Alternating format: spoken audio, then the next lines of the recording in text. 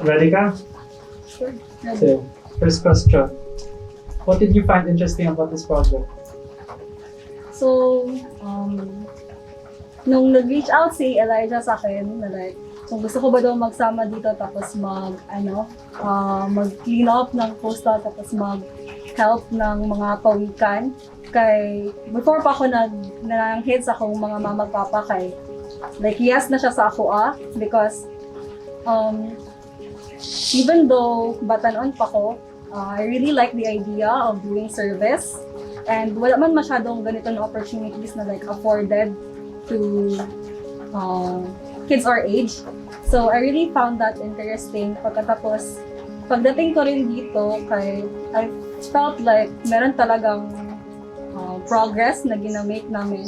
Even sa paglinis lang namin, kahit na madumi na naman siya the next time around, I felt like even though masabi mo na band-aid lang siya, it felt like ang learning namin mas naga-matter than what we were doing. So, I thought na interesting siya na opportunity and I'm really happy that I got to try it.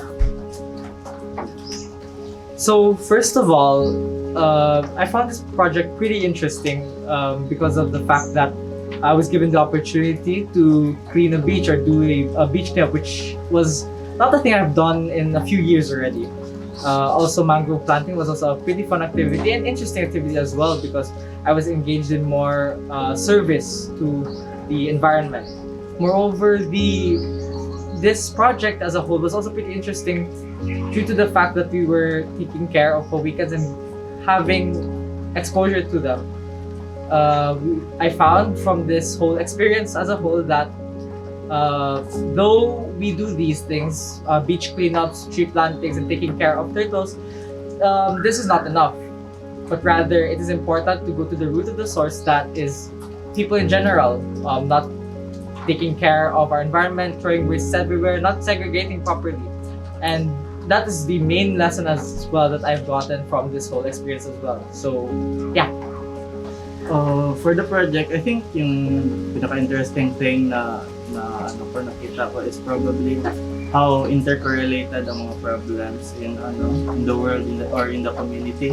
Like for example, 'di ba, ang turtles man ang parang main point ng nitong project. But then ma-relate mo siya to the problem of pollution as well as like deforestation. So it really shows na like some problems kay hindi lang isa ang source nila, like multiple siya, and especially significant siya kasi if involved ang humans kay that just makes more problems din kasi as mentioned yung waste asan man yan galing, hindi man yan galing sa mga animals, galing man yan sa humans.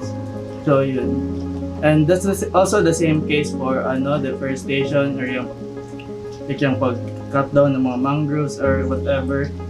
So yeah, I think interesting how intercorrelated ang mga problems and hindi lang siya one source always.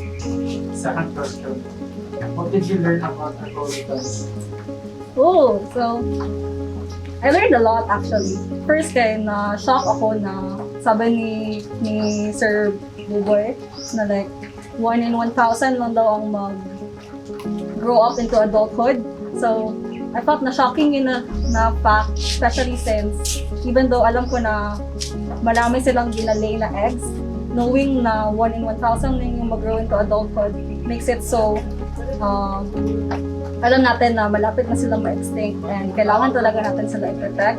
And then I feel like mas empathy na ako towards them. And now I know na mayroon talaga tayong stuff na magawa to help them out.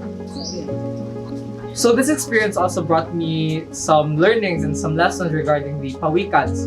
Now, I was also pretty shocked to know the fact that only 1 in 1,000 of these turtles would be growing up to be full adults.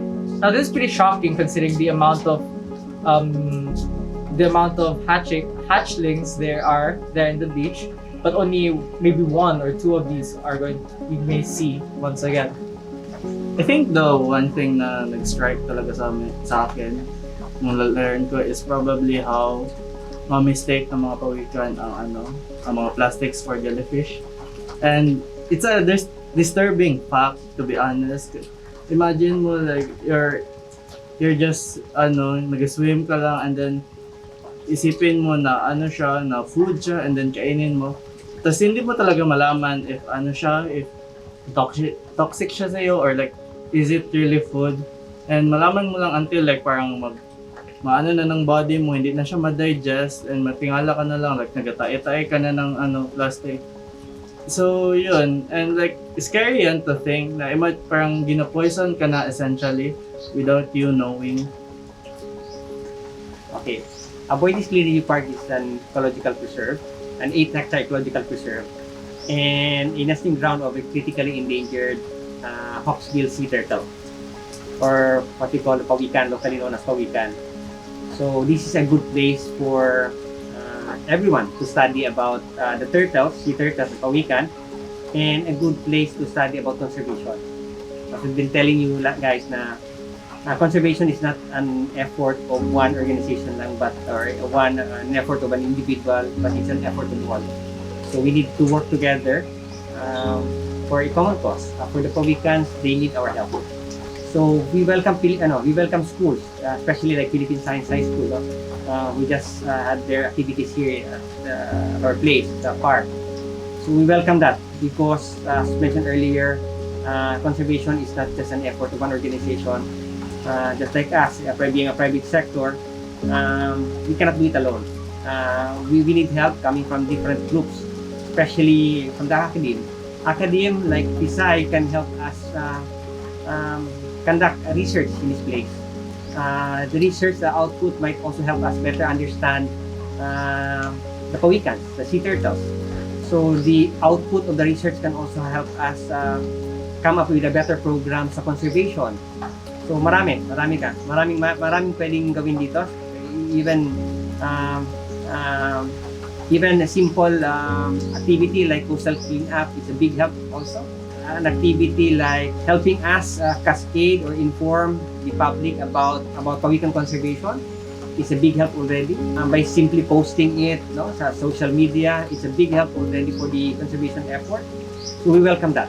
On behalf of Davao Light and the Aboitiz Foundation, who manage the Aboitiz Cleanergy Park, we thank the students of Philippine Science High School for organizing an activity like this, activity, coastal cleanup, and an effort to help us Pawikan conservation programs naman din sa Aboitiz Cleanergy Park.